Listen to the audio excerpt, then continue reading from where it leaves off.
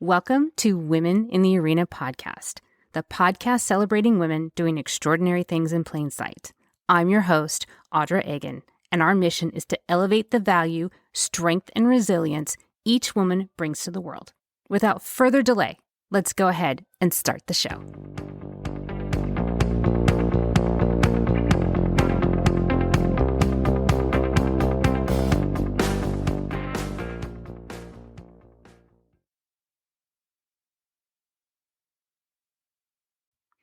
Hey everyone, before we get started with the interview, I wanted to make a quick correction for all of you.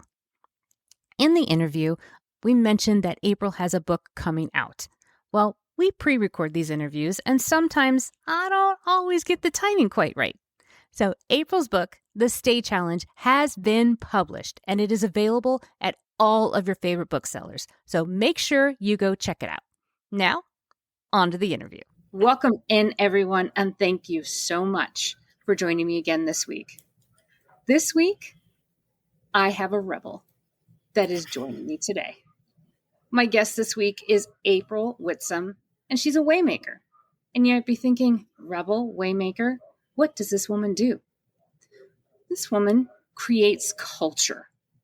I know that that's a big, weird-sounding word to describe her, but that's what she does. She creates cultures within organization so that everybody is included and everybody wants to be there. I know, I told you this was rebellious. She's actually creating situations and cultures of organizations where people want to come. And yes, I am talking about work. She actually makes it so people look forward to going to work. What an amazing concept. She is a global speaker. She also is in demand for her services. And just some of the companies that have used her services are people that you have heard of. They are Amazon, Textron Corporation, and ABB Inc. Yeah, she's a big deal. Can't wait to hear more about this. So it is my pleasure and my honor to introduce to you April Whitson. April, thank you so much for being here, and welcome to the show. Thanks, Audra. Thanks for having me. I'm excited to be here. I am super excited for you to be here. I love rebels. I love make their own way. And you chose this. And yes. It sounds super radical because people think about work and they're like, oh my gosh, this work is that. But this is your purpose. So let's start there. How did you find your purpose? And did you stumble into it? Did you fall into it? How did you find this purpose? Yeah, so it's a great question. Thank you. Really, it's been happening over time. So I started my career in HR quite early, spent the first 15 years of my career with the same company, and really thought that I would probably stay in with that same company and become a lifer. I loved where I worked. I loved the people that I worked with. I loved my leadership and felt like it was really the place for me. And then overnight, leadership changes happened. And I immediately was exposed to what it really means to work in an environment where leaders care versus working in an environment where leaders don't care.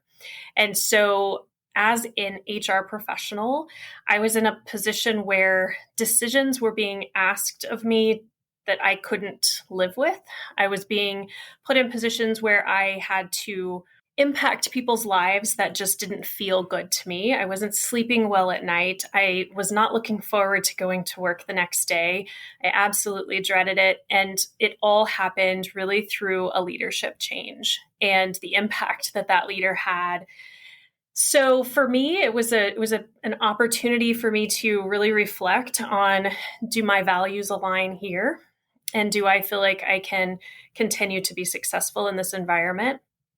I started to rebel, I guess you could say, to use your word. And I just couldn't take the decisions that were being asked of me. And through a few discussions in a period of time, it became more and more clear that I was not going to be successful in this environment any longer because of the differences in my values and the values of the leader at that point in time.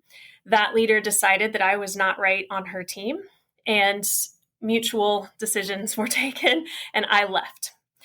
And through that experience, initially I thought, wow, what am I going to do with myself? And then I had the opportunity to move on to something else, experience a completely different culture, experience an environment where it was it was a very tough environment. Working for Amazon.com for a little bit. You guys know the company out there. So I have nothing bad to say about Amazon.com. I know there's a lot of things out there about their culture and their environments, and I learned a lot. I learned a lot about distribution. I learned a lot about leadership. I learned a lot about how you can performance manage and things like that. It was a good learning opportunity, but I also felt like it wasn't the place for me. So I still didn't fit into that culture. Moved on, and through this whole period of time, it just started to really sink in that for me, staying in an organization, going to work every day, I have to fit in. The company's values have to align with my values. The culture has to be one that I feel like I can bring my whole self to work. I don't need to bring a portion of myself to work. And so I ended up, working in, again, I'm a corporate executive now. I work for this awesome company, ABB, and the culture just fits very well for me, and the values align for me as well. The leadership is very caring. One of their core values is the word care. We care about our people. We create these the culture where employees don't want to leave. We value our employees greatly. And so through these experiences, it just really started to click with me that my biggest passion, my whole purpose in life really is to create these experiences so that when employees go to bed on Sunday night, they look forward to going to work on Monday morning, because it's just so important. They are our biggest asset in business. And so why not try our very hardest to create these cultures in which people want to come to work and they want to stay. So yes, it's a lot of fun. I love it. I'm very passionate about it. You said a lot of key things in there that I took note of. First thing that jumped out to me was leadership. The leadership that you had previously versus the new one that you had changed the whole culture overnight. Yes. Overnight. So that should highlight the importance of who your leaders are. Yes. Because your leaders will change and influence the culture of your entire organization, regardless of what type of organization it is. It could be a corporate organization. It could be a nonprofit. It could be anything. Yes. But the expression, it starts at the top, is real. So Agreed. This shifted for you. That this whole thing shifted. The other thing that jumped out to me is this radical thought of employees looking forward to going to work on Monday. I haven't heard a lot of that in quite a while. I will tell you that probably at the start of the pandemic, that is when I started to hear more and more disgruntled comments about what they're doing. And I think part of it is because we had more time to think about what we were doing and feel things and really examine our values and whether or not our values were aligning with what we were doing. I've heard a lot of discontentment over the last 3 years, and you're saying that that can be completely turned around. And we'll focus on corporate America for a while. We'll pick on corporate America because most of us are in it. Yes.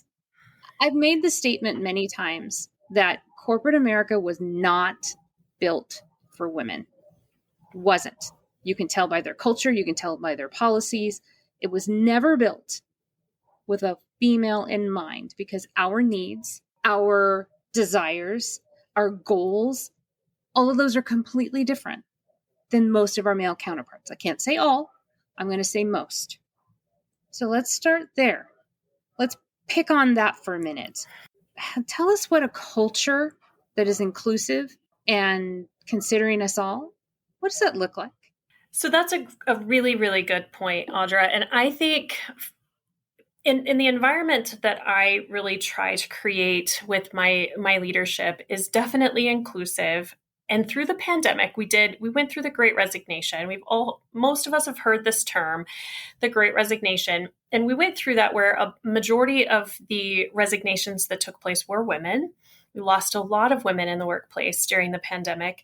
And again, oftentimes because the culture did not necessarily adapt to the needs, that's true. What we try to do, and what I really am encouraging leaders all the time to do, is to think differently, to think outside of the box in how we structure our workday. How do we structure the work demands?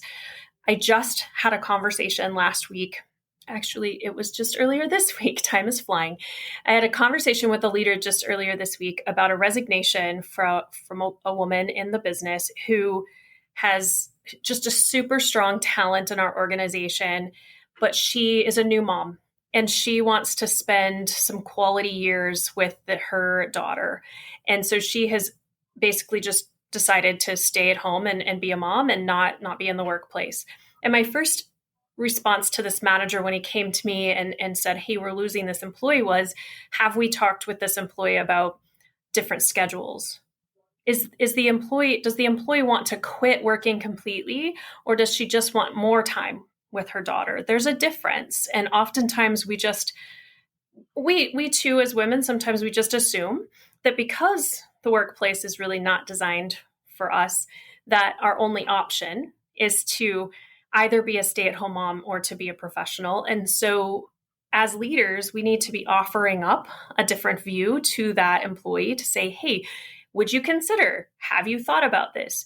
If you want to stay home full time, that's great. A lot of moms want to do that for a while. I did that for a little bit when my children were young, and that's okay. But there are some who maybe just want to go part-time, that might just want to work a couple of days a week instead of 5 days a week, and they don't want their children in daycare. So why not offer these things up?" In talking with the employee, following the conversation with the manager, the employee was willing and interested potentially. In fact, the employee told me, "I'm actually worried about leaving my friends. I'm afraid I'm going to miss my friends, my social connection." Again, if we're listening to our employees, if we're hearing their needs, if we're understanding where their values lie, what is their purpose, and we all go through different phases in life, especially us as women. There are phases in our life where we want to, first and foremost, we're a mom, or we're a wife, or, and there are points in our career, me personally at my career now, my children are adults. They're grown. They're gone. They don't live anywhere near me. So I'm a professional. I'm still a wife, but I'm a professional, and I can dedicate a different mindset to my career now than what I might have 25 years ago. So it's getting leaders to think differently, that you don't have to have a 40-hour work week. You don't have to have an 8 to 5. I've asked leaders, why do we not offer a 9 to 3 shift for moms that want to drop their children off at school and then pick them back up at the end of the day? What's wrong with that? Dads too. Now, don't get me wrong. There are plenty of dads out there that want to stay home too. And so just thinking differently about how we tailor to these types of things. I started this by saying you're a rebel, because if you said that out loud in certain corporate situations, they would be like, "What? What do you mean? No, work only happens Monday through Friday, 8 to 5. And that's simply not true. I mean, guys, let's be real. When's the last time you actually worked straight all 9 hours? I mean, let's be real. You can't. First of all, you cannot. You cannot hold your concentration at that level for 9 hours. You cannot. Because if there are some of you that are still working from home, you're eating lunch at your desk. I know it, because I am too. I'm eating lunch at my desk. So it is 9 hours. And no, you cannot hold my attention. That level of detail and that level of concentration for that period of time. You cannot. Okay. So you're saying there's this radical idea of, I don't know, let's adjust to what the needs are of our employee.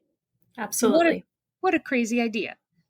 Yeah, so I do think that the needs have to be adjusted for. I don't think we no longer live, whether we want to talk about gender or we talk about generational differences. I'm seeing that it's also very much important that we think about what is the work and the life balance that we're offering to even some of our Gen Zs or our young millennials coming into the organization as well.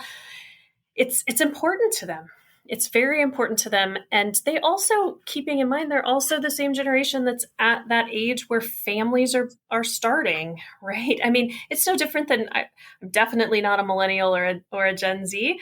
But even when I was in my late 20s, I was having a family and my needs were different then. And so I do think that we have to be creative in offering the flexibility in the organization to accommodate different periods of people's lives. It's also true of later career.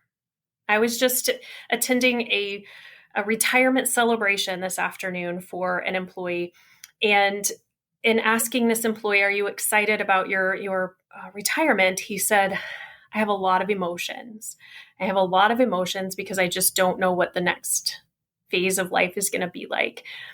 My experience is that a lot of times people phase into retirement a lot better than they will to just turn off a full time job and the next day they're no longer employed.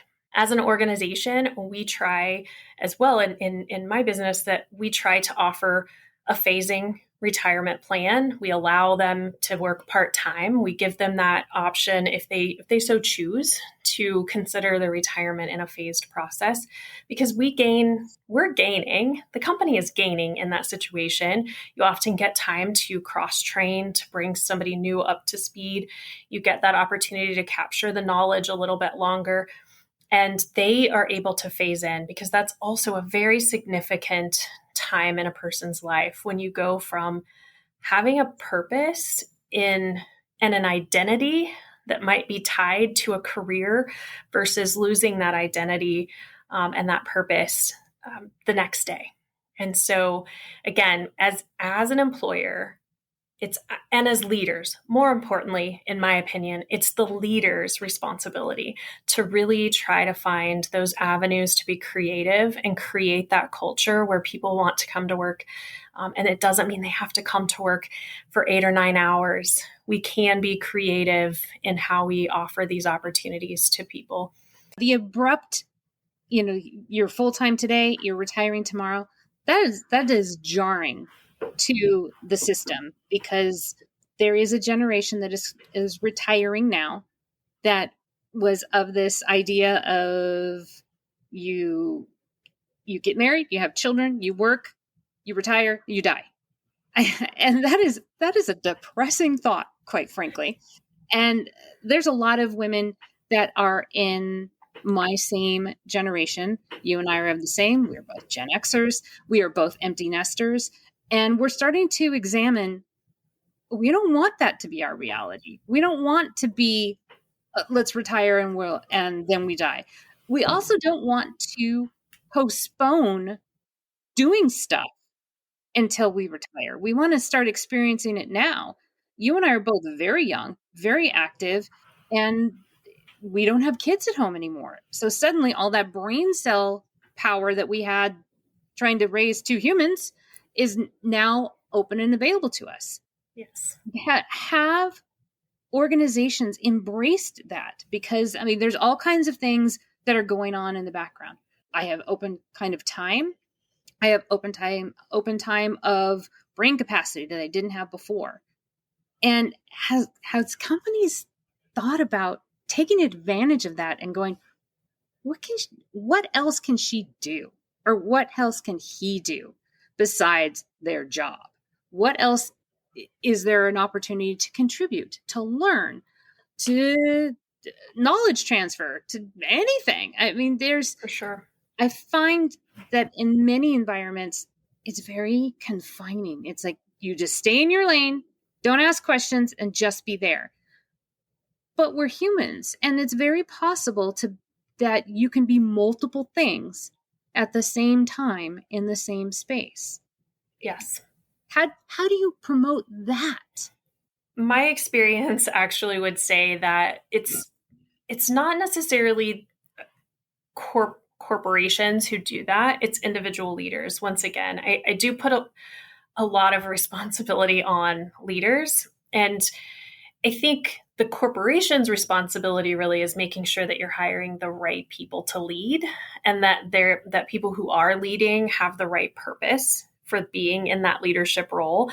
So making sure that they want to be leaders because they do want to grow people and they want to get the most that they can out of their employees and see them be their best, bringing their best potential to the table.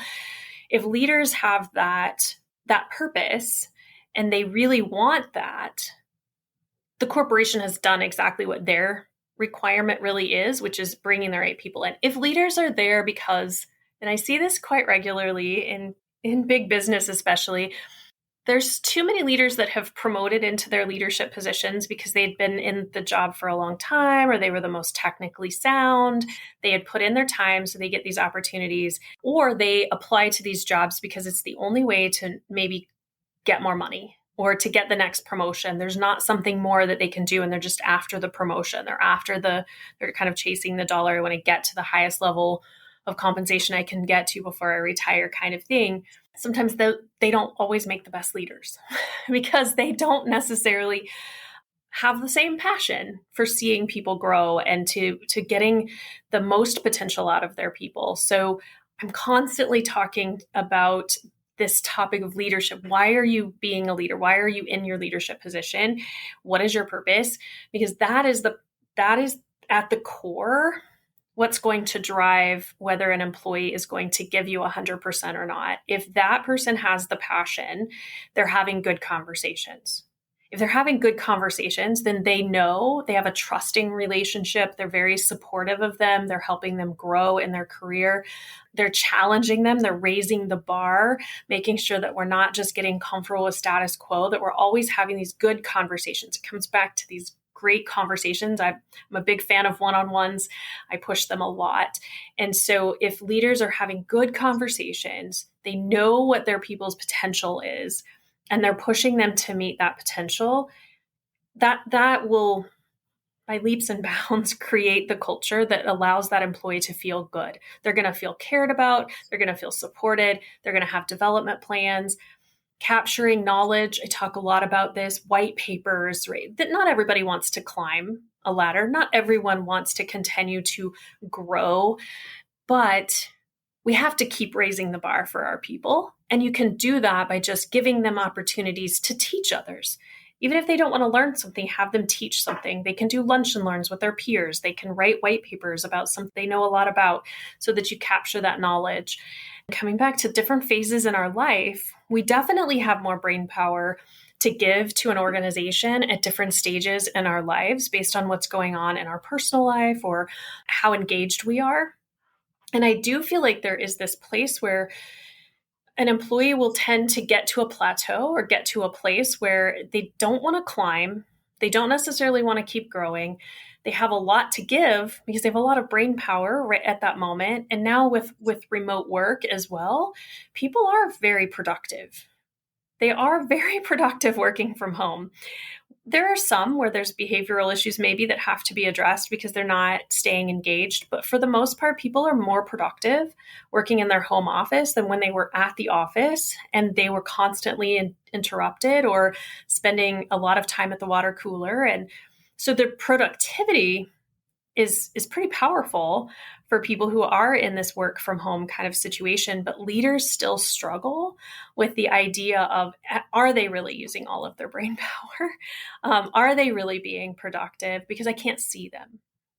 Right? I'm not able to see how much they're giving. I can't see if they're on their computer all the time. And I'm constantly saying that doesn't matter. Why do you care? Why do you need to see them? Are they getting the job done? Are they meeting your expectations? In fact, probably they might be exceeding your expectation. And if they're meeting your expectations and you're challenging them, you're raising the bar for them, you're making sure you're getting full potential, and they are able to accomplish all of that in 7 hours, is this a problem? I personally don't think it has to be a problem. Now, if you want to get more out of them. I guess as a leader, you have every right to encourage more, or set your boundaries, set your expectations a little bit higher if you feel like they have more to give. But if they're meeting your expectations and we're doing a good job of setting those expectations with our employees, what does it matter if it's a 7-hour day or an 8-hour day or a 9-hour day? Because sometimes those same people that might take 7 hours will also give you 9 or 10 when you need them to, because you treated them as adults. You treated them with respect. Which is a crazy thing to say. Oh my gosh, adulting. I mean, come on, we were all at home juggling family, school, and our jobs. Yes. It was not easy. And the world did not stop turning on its axis. It kept moving forward. It was a little bit more complicated. And now organizations are starting to realize even though there was loads of complications while working from home, kids at school, loads, and the stress level was extremely high. And everybody was expected to be flexible because it was really hard. But organizations have found it was much more productive. You had employees that were more engaged because they had limited time to give. So that time that they knew they had to give, they concentrated and they were productive on what they were doing. Some of them, they only had 5 hours to give because the kids were on Zoom doing school, and that was the time that they had to be productive. Why are we suddenly going, oh, well, nobody's locked down anymore, and let's go back to the old way, which maybe it's just a habit, but that old mindset is still the mindset that was created during the age of manufacturing. That's the reason for the rows. That's the reason for having to see people, because it was in an age where we were primarily manufacturing goods and services in factories, in giant organizations. And that's just not the case anymore. I don't understand why it was so easy to be flexible when we had to be. And now that we have a choice, it's, oh, let's go back to the old way. Why? Yes. The old way is out of date. Yeah, I do agree. I do believe that there are definitely companies out there that are trying to revert back to the old way. Fortunately, that is not my mindset. And fortunately for the leaders that I work with, that is not their mindset either. So we are quite flexible with that situation. We have not mandated a return to office. It's not something that we felt. It's up to each leader. So again, coming back to, if we've hired the right people to be leaders, then we should empower them to make those calls. And there are teams that, based on the role, the job that they have, the connections that they might have, because in our business, we have manufacturing. So definitely there are going to be places where people need to be in the building. And there's going to be other jobs where you need to have some level of connection. And that during the pandemic, it was very difficult and didn't work very well. So there are times and places and opportunities where that might need that did need to shift. But again, it should be case by case. It should be based on that team and their how they operate as a team, and the leaders' clear expectations being set for the team. So if leaders can do that, I think organizations will be a lot better at creating that really nice culture for employees to want to stay. Let's focus on the characteristics of the leader that organizations need, not necessarily the characteristics of a leader that they have. You had mentioned previously how leaders typically get into the role, which aren't necessarily built to be leaders or trained to be leaders or even want to be leaders. They're there because of the things that you talked about before, wanting more money and trying to grow, that kind of thing. And you said something that stuck out to me about being technically savvy. And it has been my experience that those that are technically savvy aren't necessarily the greatest leaders. So let's pick on the leaders for a moment. And I don't mean that lovingly, picking on the leaders. What does a leader need to look like today to adapt to a culture that is more employee-centric? In my opinion, of course, and what I've seen in my years of being in HR and really doing a ton of coaching of leaders, I do think I will say I do think that good leadership can be taught. So I do believe that technically savvy employees who want to grow into a leadership role, if they want to be good leaders, they can be good leaders. They can be taught. I believe the skills, they are teachable. You're not born with them always. Some people are, but I do, the argument of whether you're born with these traits or not born with these traits, I tend to think, and I have seen through my years, I have seen leaders really turn into great leaders who maybe weren't in the beginning of their leadership role. So what does it take? What does that look like? What does that profile look like? To me, it's about purpose. It's really about making sure that they understand what their purpose is in the role. And if they have good clarity around what their own purpose is in the role, that is a very, very good start. So if their purpose is there because they want to see their employees be successful, they want to grow the business, there's always going to be KPIs. There will always be an aspect of leadership that you need to meet certain criteria, you need to meet certain business objectives. We understand that, and that will never change. But more importantly, if a leader has a higher level of passion and purpose around the people that they're serving, that is a stronger leader than someone whose sole purpose is really to deliver the highest volume of revenue, the highest profit margin. So it's finding those leaders who have that true passion for growing teams and empowering teams and providing them with great support and trust. So for me, it's really that. It's defining their purpose, making sure that their purpose is aligned with seeing employees be successful, creating a culture that employees want to be a part of. If they have that purpose, they will be successful. There are certain skills that you have to have, in my opinion, to deliver such culture. You have to be a good listener. I truly believe that in order to create the culture that keeps employees coming to work every day, you have to be able to set up good conversations with your employees. You have to listen more than you speak. I love the saying, we have 2 ears and 1 mouth for a reason. We should listen twice as long or twice as much. So good listening skills. By doing that, you learn a lot about your people. And the more you know about your people, the more you can coach and develop and empower them. If you know that your employees aspire to grow in their career, you should be helping them to grow in their career. If you have employees who are struggling with something in their personal life that might be impacting their ability to perform, then you can have grace and you can have an opportunity to give them the time that they might need to focus on these personal things, which will essentially give your employee that feeling of trust and respect for you as a leader. So the more you converse with them, the more you learn about your employees, the more in touch with their values, with their needs, with their purpose as well, the better leader you're going to be and the better the culture will be for that employee. I also think too that employees need to own their career. So I'm also a very big proponent of telling employees to really own your career. You need to be seeking out opportunities. You need to be making sure that you're having open dialogue with your managers.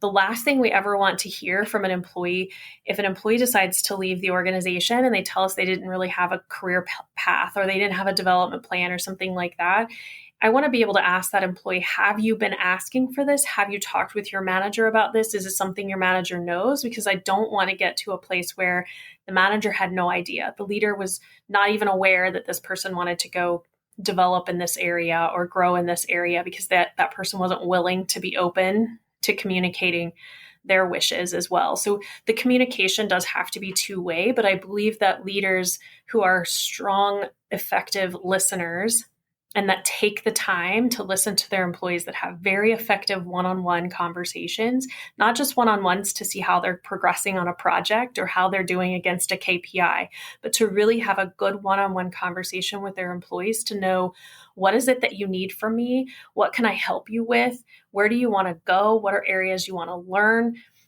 Is there anything you need help with? Is there anything going on in your life that you want to share with me? Right? Just having good questions that you're asking and then listening, so powerful. So actually showing up as a human being first, and then an officer of the organization second. Absolutely. It's a great way to say it. So weird. What a weird concept. You had mentioned earlier that there are natural born leaders, and then there are leaders that are made, that are developed. What if there are individuals out there that are like, I need to be a better leader. I need to learn these skills, but I have no idea how to do it. Where would you direct them to say, this is a good place to start? For sure, they can check out my my webpage if they'd like. I have a great checklist out there, thestaychallenge.com. I have a checklist that actually leaders can download, and it'll help them with the types of questions, the culture that they're creating currently. But there's actually a lot you can learn everywhere, honestly. And if I go back to just listening instead of being the one doing the speaking, that's not hard. That is not a hard thing for any of us to learn. It can be difficult because it might be different. We may not have naturally grown up in that type of way. And so listening might not be our strongest suit, but we can all improve on that one simple task. It's really setting up those effective one-on-ones, and the checklist that I have would be a great start. I'm very passionate about it. It's a great tool. I have a lot of leaders using it. It can really help with when you go through a checklist like that, it's really picking out the one thing that you're not doing well, because this is a tool for you to be honest about what you're doing and what you're not doing, and then pick something you're not doing and just go work on that one thing. I have a book coming out too, so I'll plug that. It's going to be called The Stay Challenge, and it's all on employee retention and what leaders can do to improve in these areas that I've spoken about. So tell me again the name of your book that's coming out. The Stay Challenge. Tell me a little bit more about that. That's an interesting title. Stay Challenge, I'm assuming meaning stay with the organization. Yes. So it is an interesting, and there's a little bit of a kind of maybe a twist on the way that I wrote the title or came up with the title. So STAY is an acronym in my book. So the acronym is support, trust, appreciate, and yield. So it's different, the 4 different traits that I believe make strong leaders. And the challenge piece is we won't always keep everyone.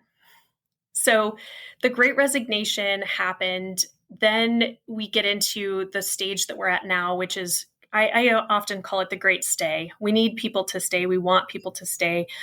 We need to be more flexible.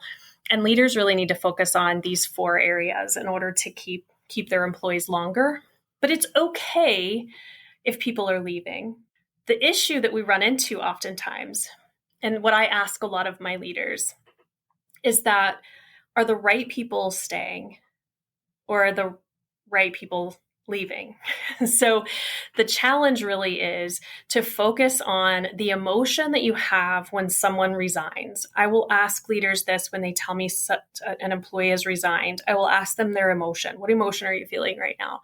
What I don't want to hear is that they're surprised, they're shocked, they're frustrated, they're angry, they're mad. What I really want them to come to me and say is that I'm happy for them.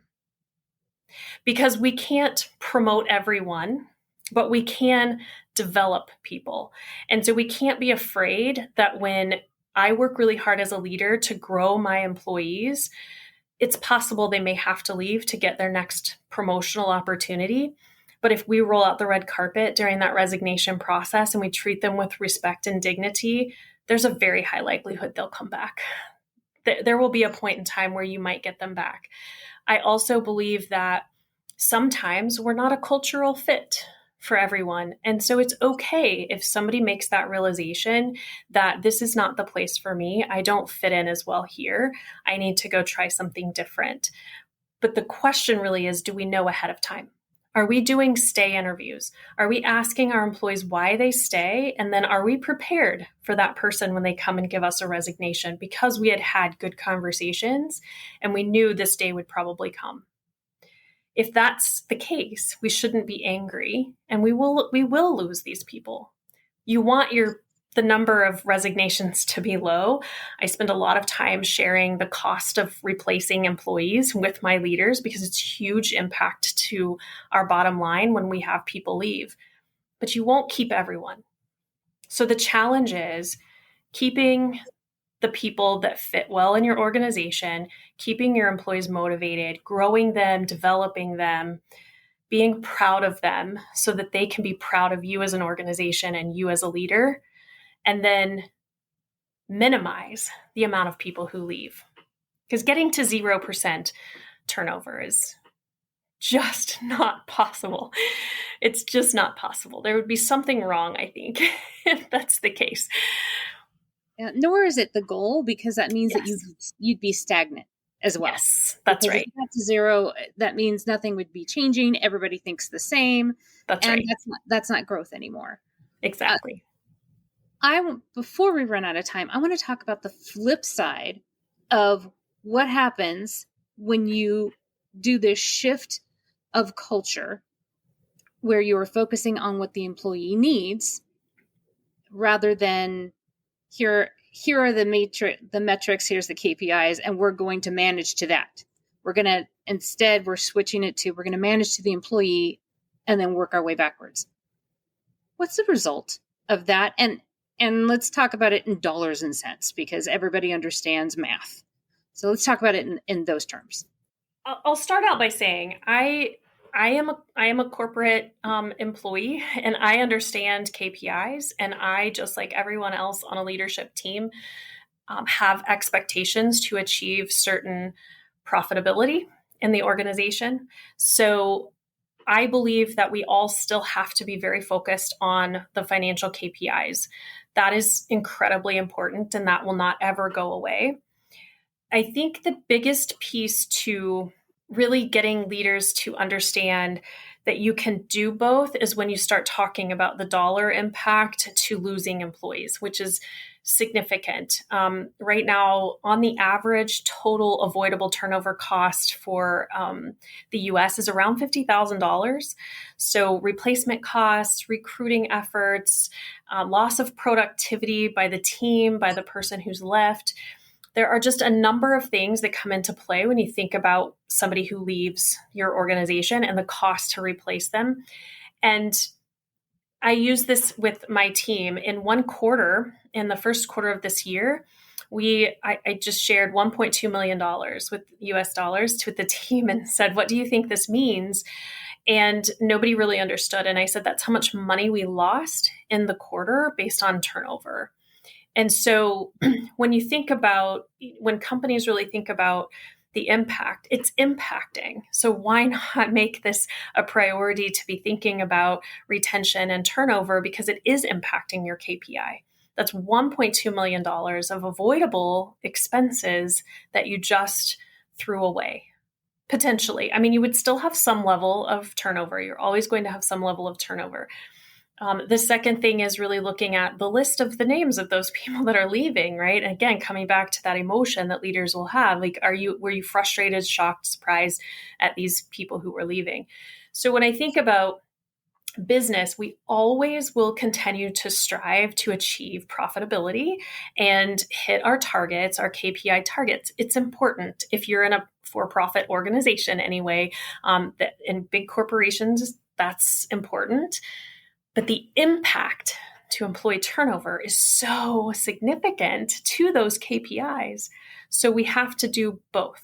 We have to keep putting the focus on the employee and the employee experience, because if we don't, we're going to continue to negatively impact the profitability of our business. That's what we refer to as leakage. where Yes. where you're looking, when you look at the bottom line at the end of the year, end of the quarter, and you see leakage, it's usually in retention. It's usually in turnover, and it's expensive. It Yes. is very expensive. Think about all of the knowledge that you currently have, whatever you're doing, whatever role you play. Think about all the knowledge that you currently have. What would happen to your team, to your organization, whatever the case may be, if you left? That means you take all the knowledge with you. And that leaves a big, giant, gaping hole. And it's Agree. expensive. It's expensive. There's a lot of people that are listening that are like, I wish I could do something. I wish I can impact this. I wish I can change it, but I feel too small. What could I possibly do? How can I influence? And it sounds like you have this checklist that they don't necessarily have to be in a leadership role per se, like an official role. You can just change your environment by changing your mindset. I want to make sure that I heard that correctly. Absolutely. Absolutely. If they went and got this checklist and they're reading through it and they needed to make some changes, how would you advise them to do that? The checklist is tied a little to the leadership piece, but it's absolutely something that can be used by individual contributors all day long. And mindset is a big piece to that. So I completely 100% agree that if a person wants to make a difference in their workplace culture, their own environment, the biggest thing that I can say is to take an ownership mindset. So take ownership of the situation and just make sure that we're not, victim is too hard of a word. Most people don't seem to say they're victims, but be careful not to get into this position of thinking other people are going to be who create the culture that I am exposed to. Find a way for you to create the culture you want to be a part of. So set up your own one-on-one with your leader. If your leader isn't having good conversations with you, then have the conversation with them. Set up the conversation with your leader and use the checklist to be an outline of the types of things that you want to talk to your leader about. So giving them the information about where you want to go in your career, what are your values, what are the needs that you have, which are all things that are discussed here. Provide feedback to your leader or seek feedback from your leader if you're not getting these kinds of things, because all of that will create a relationship with the leader that will ultimately, if you have a good leader, it's going to create a good caring relationship, and that care, that piece of our needs will be fulfilled, and we will now find getting ready for bed on Sunday night to be a more positive experience because we're going to look forward to Monday. So you can definitely own it yourself. I believe that 100%. If you take that extra effort to make it happen. Where there's leaders that might be a little more toxic in the environment and make it difficult, as what I have experienced earlier in my career, sometimes you do have to make a change. Sometimes that does mean you have to think differently about where you belong. But for the most part, I think any of the listeners out there that feel like they're in a place where they could make change happen, they likely can. It's just taking a little bit of ownership.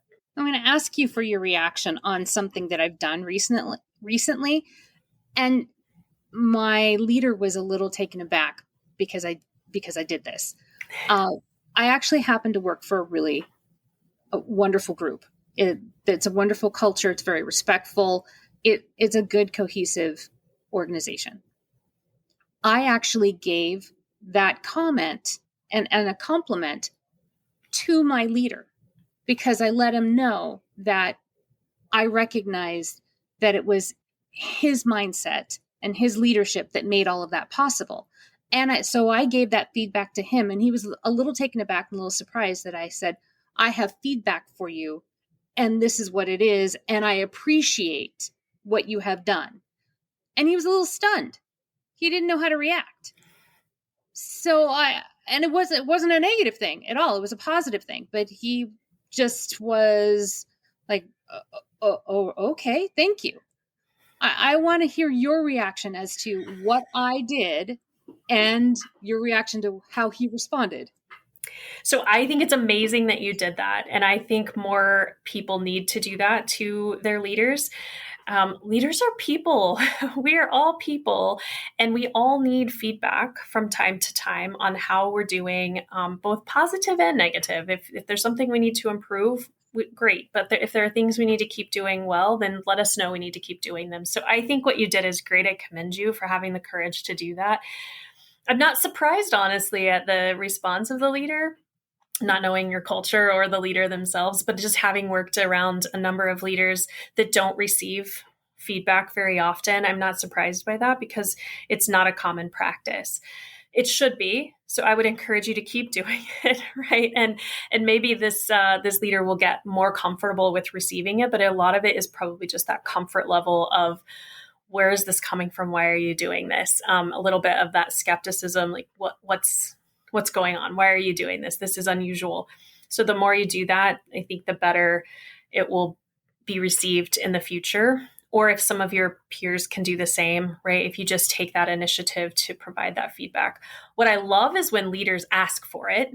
So I definitely think that leaders who are open to and courageous enough to seek the inputs from their employees, they are very strong leaders typically. And so hopefully you can get him to that place of accepting the feedback and creating an environment. I also will say, if you create an environment of giving positive feedback, then at some point when you need to give maybe a little bit more constructive criticism to something that he might be doing, he will be more receptive to receiving it, right? Because it's not that you always come with negative.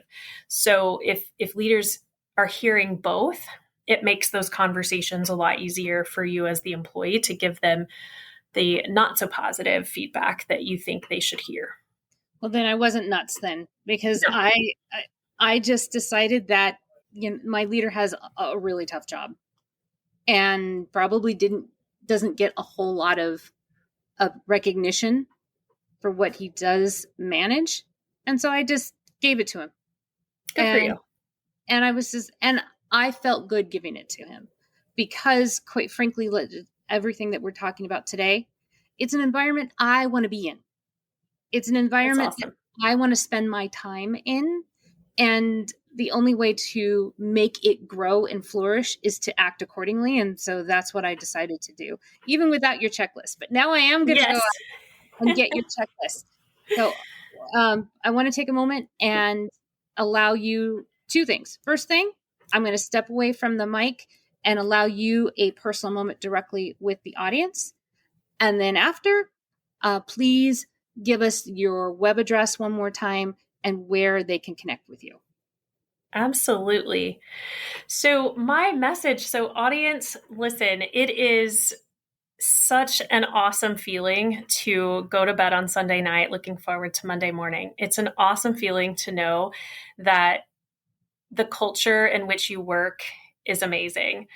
I challenge you to find that. If you don't have it, find that. If you have it, my hat's off to you. And you need to hang in there because there's not a lot of those environments in today's workplaces that people feel like they can just flourish and bring their full self to work. So again, if you need help, if you want to check out my checklist, it's thestaychallenge.com. And it's a free checklist. You just have to sign up, of course, with an email address. And the only purpose of that is so that I can keep you informed of when my book is going to release. I'm super excited. The book is called The Stay Challenge. So very excited about that. You can reach me at april@thestaychallenge.com or hello@thestaychallenge.com. I'm open to discussing challenges that you might have in your workplace with you as well. So just reach out anytime. Happy to connect. April, thank you very much for the information that you've shared with us today. It's been really informative. It's also been intriguing and challenging. I mean, it's going to challenge the status quo because if you don't like how it feels, change it. And you might be the right person to change it. So, April, thank you for giving us a small little roadmap on how to get there. You are so welcome. Thanks for having me, Audra. Thank you. And I want to thank all of you for tuning in this week. And we'll see you again next time. This is just the beginning.